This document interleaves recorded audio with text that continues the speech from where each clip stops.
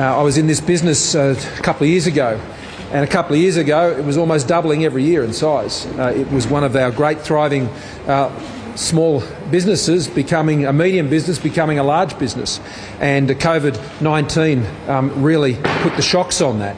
But what has been tremendously encouraging about what Dylan and Jason have been able to achieve here at DisplayWise is that they've been able to keep everybody on board.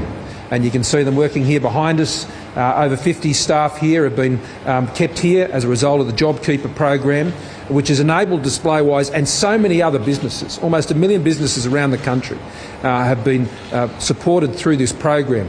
And they've adapted, they've innovated, they've survived, and they've changed their product lines. They've reached out across their sector. They've been creating, using the incredible tools and equipment that they've built up here, the capital they've got here, to open new product lines, go online. And that's been one of the most inspiring things I've seen as Prime Minister all around the country, is the way that businesses have sought to adapt and to innovate to see themselves through. As a government, we've been very pleased to be able to provide that support, whether it's been through JobKeeper, our business cash flow supports, and indeed the measures that we've been announcing today with the Treasurer extending out those loan guarantees for small and medium-sized businesses, $1 million over a longer period of time, 5 years, and not just for working capital, but also to extend into new investments. And as I've spoken to industry leaders here today, who in the exhibition and business events sector, not unlike the creative sector, the entertainment sector, significantly hit by COVID-19. But they are looking forward to the time ahead where they can plan and they can get their business moving again. So it's been a very good opportunity for me to come along here today, a place I know very well, and just to listen.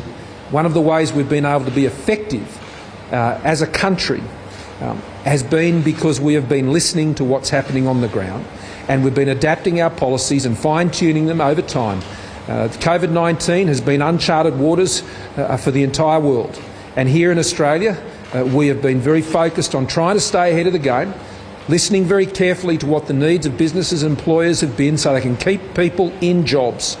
And that has been our task, and that will continue to be our task. And the Treasurer and I will soon be making announcements about JobKeeper and JobSeeker. But we know how important JobKeeper has been. And there will be many businesses who, from when we first put JobKeeper in place, that they have been able to improve their conditions and they've been able to lift their turnover. And that is fantastic news, and that is welcome, and we want them to have continued success. But there are other parts of the economy, and here DisplayWise is no different, for whom their turnover will continue to be down because of the COVID-19 pandemic and because of the restrictions that are put in place on the economy. And they will need continued support, and they will get continued support. And many businesses like them as we work through those changes as we announce them this week. And they will continue to adapt, they'll continue to innovate, they'll continue to employ, and they'll continue to look forward.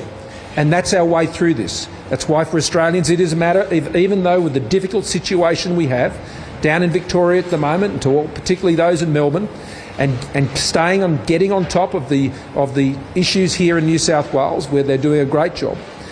It is about doing that, but it is also about lifting our heads and looking to the future. So, Dylan and Jason, thanks for the opportunity to come today and listen through the issues in the business events and the exhibition sector. This is a sector that can get back on its feet. We can get business events running again. We can get exhibitions running again. They can be done safely. They can be done economically and viably. And so today it was a good opportunity to consult with the industry and get a good handle on some of the obstacles that they have, some of the challenges that they'll have to get across. And I'll look forward to raising those with the Premiers again this Friday as National Cabinet meets, and working it through with my own ministers as we meet as a Cabinet this week as well. And so we are going to keep looking forward. It's not just businesses in the Shire that are continuing to power on, although I'm very proud of my Shire businesses here. I know that's happening all around the country, and that's the sort of attitude and spirit we need, the sort of spirit that's on display here at DisplayWise. Happy to take questions. Prime Minister, the Treasurer says the economy is transitioning away from the original payments, JobKeeper and JobSeeker. Over what time period are you aiming to complete that transition? We'll have more to say about the next phase, but we have to look at our supports and our programs as a series of phases, and how many phases there are, it's very difficult to say because there are so many uncertainties associated with COVID-19. Australia is faring better than almost any, if not every other developed economy in the world today, and the way we will continue to be able to try and stay ahead and minimise the impacts is by listening carefully and to ensure that we can support businesses to make investments, to keep their staffs together where that's viable, and to be ready for when things change in their industries, or to retain workers, like we said last week with the Job Trainer program, some 340,000 places, as well as $1.5 billion of support for apprentices. Met a young apprentice here today. Exactly the type of apprentice we're supporting through those programs, 180,000 of them, to stay in jobs and keep up their skills and keep supporting businesses just like this. So it will be phased. We'll be announcing this week the next phase post-September, and it will be targeted, it will be temporary, it will be effective as the first round has been. But we do know that this first round has been very important. I mean, almost 1 million businesses, around 3.5 million employees, and there's still 2 months to go on the current set of arrangements. I mean, what the Treasurer and I will announce this week won't commence the day after we announce it. It'll be several months from now. So there'll be several months for businesses to adjust to the next phase. But the supports that have been in place since April will be in place until September, and then we'll move into a new phase. But I can assure you that businesses like the one we're standing in here today and the employees that depend on that business will be continuing to get support. Is it feasible to transition the majority of those 3.5 million JobKeeper recipients off their payments, say, by Christmas? Well, the way the economy is rebuilding and moving through the COVID recession is where their own turnover is lifting, where their own business is growing, then their business is in a stronger position to support people in jobs. And that's the way it should be. Where businesses have been unable to do that, then that's where we've stepped in JobKeeper. And there are businesses that are down 90% still. There are businesses that are down even more than that. In the most affected sectors. And in the business events and the exhibition industry, we have seen that, and that's the feedback I've had this morning. But the same is true in the aviation sector, in the entertainment sector, many parts of the hospitality and the tourist industry, although it's been encouraging. I was in Queensland on Friday and I was pleased to see and hear about the improvements that they've been seeing there with increased visitation. But my message to all Australians is the same. We want to keep moving forward. But to keep moving forward, we have to remain disciplined. We have to keep doing the essentials right. We have to stay in the habit when it comes to social distancing, and when it comes into downloading the COVID Safe app, when it comes to ensuring that we wash our hands and sanitise, and that we're out in the retail sector or out and about in the community, particularly in Victoria where it is mandatory in Melbourne to wear a mask. And the message in Melbourne is to stay home. If you're having to go outside, that should be an exception. And if you're having to go outside, then you need to be wearing that mask. And in New South Wales, the recommendation now is that if you're not in a position to socially distance, and particularly if you're in one of those areas that have been impacted, then the advice is you may wish to use a mask. But it is about staying in the habit, staying disciplined, and the more we do that, the more businesses grow, the more certainty we have, the more jobs we have. How much of your economic statement on Thursday requires legislation? And do you have a contingency plan if the medical advice says there should be no sitting of Parliament before the end of September? Well, the decision for the Parliament not to sit for the next sitting fortnight was done on the basis of medical advice, and it was frankly a no-brainer when it came to the medical advice and what was necessary, and I conveyed that to the Leader of the Opposition on Friday night, and he agreed that for that next sitting fortnight that wasn't a good sense to bring people from all over the country, particularly from Victoria, and to create that risk not just for the ACT but more broadly. We will continue to manage these issues carefully and exercise our responsibilities carefully. We know how important it is for the Parliament to meet and to sit, and I think there is also somewhat of a consensus across certainly the major parties that it's important that it sit in person. That is an important part of how our Parliament functions, and we would be seeking to do that when the Parliament next sits, which is on the 24th of August, and I would hope that we will be able to sit on that day. It is certainly my expectation and planning that we will be.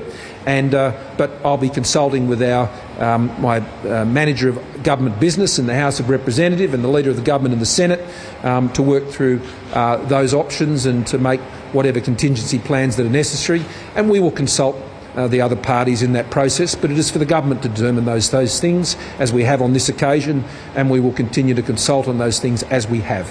Mr Morrison, $1 million is a lot of money for a small to medium business to borrow. Is it wise for them to do so when they have such limited cash flow at this moment in time? Well, decisions that businesses take about what capital they need and how much they borrow are judgments for them. And they work that out with their banks, and they work it out with their accountants and their financial planners, and they make sound judgments. And what is exciting being here at Displaywise, as Dylan tells me, is they've taken space across the road because they're looking forward. And we do look forward in our economy, and I think Australians can be optimistic. I'm certainly optimistic. It's my natural disposition. But it's important for Australians to be optimistic. And they will be looking sensibly at what their commercial opportunities are, and then they'll make those judgments. So, see, I have a lot of faith in Australian small business people. I have a lot of faith in their judgment about their business and to make sound judgments about their future. What the Treasurer and I are seeking to do with our entire government is to back them in, to give them the support they need. And it's a challenging time for them. What I'm excited about with the announcement the Treasurer is making today is that it's allowing them to invest, not just to get by. See, I just don't want Australia to survive the COVID recession. I want us to emerge strongly from it. You know, we're not a country that just survives. We're a country that always seeks to thrive. And that's what I know to be the culture and attitude of small businesses and medium-sized businesses like the ones we're in here today. And we want to back them in for that and to help them lift their heads and look forward. Has the government done its own assessment of numbers who have been pushed into poverty as a result of changes to the economic statement announced Thursday? Well, the reason we've put in place the record income supports that we have and provided the record level of fiscal stimulus and other incentives through the economy is to avoid that very outcome.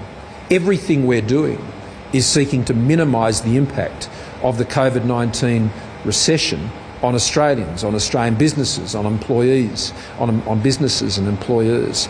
That is what we're doing each and every day.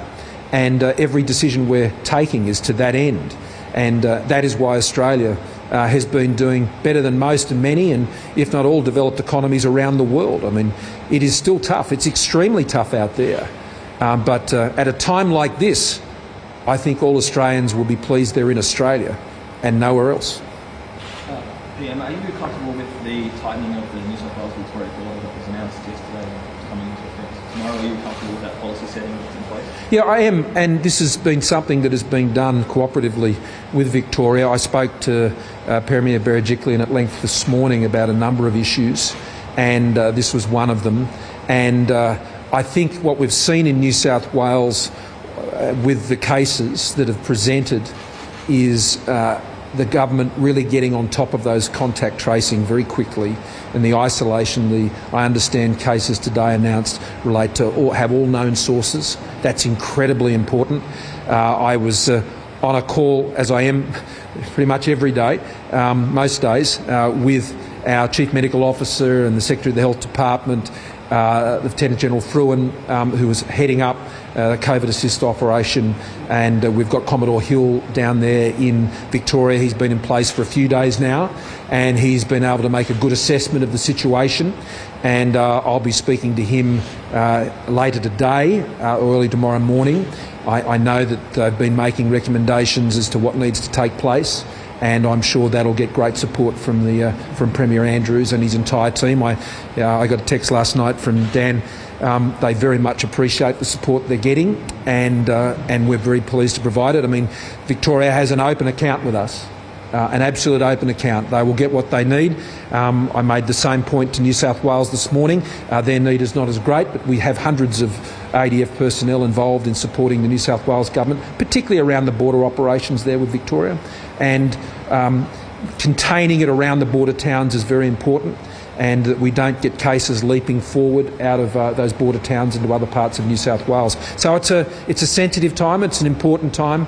I would ask particularly for those in Melbourne, I thank them for their patience, I thank them for their endurance, and in advance I continue to thank them for their kindness to one another. I think that's something we've got to be very mindful of as we go back in, as we're now back in lockdown in Melbourne. We need to be very careful of each other. We need to be mindful of each other's mental health, and particularly the elderly in the community. There are a lot of services and supports in place being provided by both the Commonwealth and the state governments there, and everyone who's delivering those services wants to be of much help as they possibly can be and get that support to people who need it. So keep an eye out for each other. That's what it means by getting through these things together. And know once again, whether you're in Melbourne or you're in the border towns along New South Wales, Victorian border or elsewhere, if you're going through these difficult times, then the whole country's in behind you. Is there anything more that the federal government can be doing to help with mask distribution in Victoria, given its mandatory? Well, for some time now, we have been aware of what would become a possibility with masks.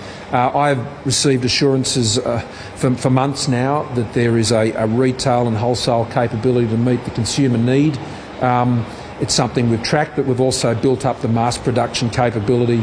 Commonwealth has been doing that, the states have been doing that, and there is the ability. My advice is to meet that. It might require a bit of patience at the outset when there's a bit of a rush on. I mean, a rush hour, no matter how big a bridge you build, it'll get a bit congested at the start. But my advice is, and we'll keep doing that through the coordinating mechanism that will ensure that so supplies are there. And for the state government who's decided to make that mandatory, I have no doubt that they would have considered the supply issues when they made that decision. Apart from that, thank you very much. And thanks for being here with Dylan and Jason and the rest of the team. It's great to be back here in the Shire. Liz. Okay, so that was live from Sydney. The Prime Minister speaking there ahead of a key economic statement to be made on Thursday, outlining what will happen with the wage subsidy program called JobKeeper. That's $750 a week, introduced to help keep staff attached to businesses through the coronavirus pandemic. That program was set up through to September. The government says some form of support will continue beyond September. It'll be temporary and targeted, so that will be revealed on Thursday. Many people also keen to hear what will happen with the JobSeeker payment. That was the unemployment benefit that was increased to $550 a week.